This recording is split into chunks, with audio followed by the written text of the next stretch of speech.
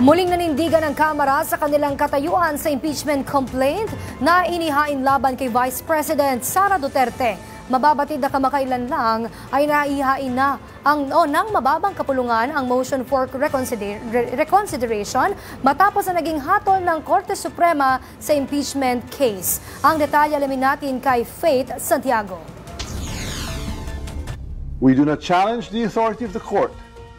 We seek only to preserve the rightful role of the House, the voice of the people, in the process of accountability.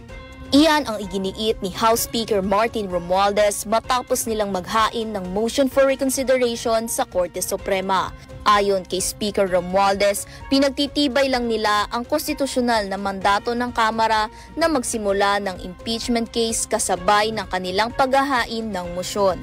Nang sa gayon ay muling mapag-aralan ng kataas-taasang hukuman ang kanilang desisyon hinggil sa kaso ni Vice President Sara Duterte. Ang pag-apelaan niya ay para maitama ang maling pagbasa sa katotohanan at ang umano'y mahirap na patakarang nakabatay sa nakaraan na tila sumisira umano sa konstitusyon, gayon din sa karapatan ng taong bayan na maningil ng pananagutan mula sa matataas na opisyal. Let us be clear. The Constitution says the House of Representatives shall have the exclusive power to initiate all cases of impeachment.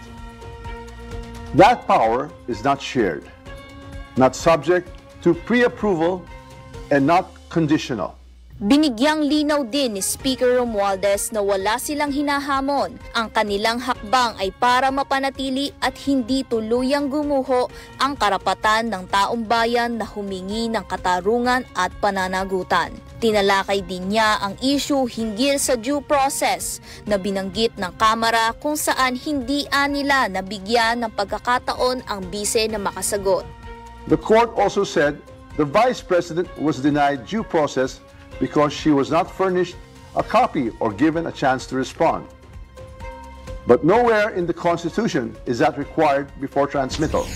Ayon pa kay Speaker Romualdez sa mga nakalipas na impeachment, lahat ng paglilitis at karapatang depensahan ng sarili ay isinasagawa sa Senado bilang impeachment court. Samantala, binigyang diin ni Speaker Romualdez na walang sino man sa tatlong sangay ng pamahalaan ang dapat na magtakda ng pansariling pananagutan, lalo na kung ang usapin ay tumutukoy sa proseso ng pananagutan sa taong bayan. The Supreme Court is a co-equal branch of government. Its wisdom is deep, its authority is real. But its members, like the President and the Vice President, are also impeachable officers. Merong huling mensahe ang leader ng Kamara. To dissent is not to defy. To demand accountability is not to destabilize. To insist on constitutional integrity is not to weaken the democracy, it is to strengthen it. Kasabay ng paglinaw ni Speaker Romualdez na wala silang nilalabanan o hinahamon, inihain na ng Kamara kaninang umaga sa pangunguna ng Office of the Solicitor General ang motion for reconsideration sa Korte Suprema. Anilay ito'y upang mapanatili ang integridad, gayon din ang proseso ng konstitusyon ng walang pag-aalitan.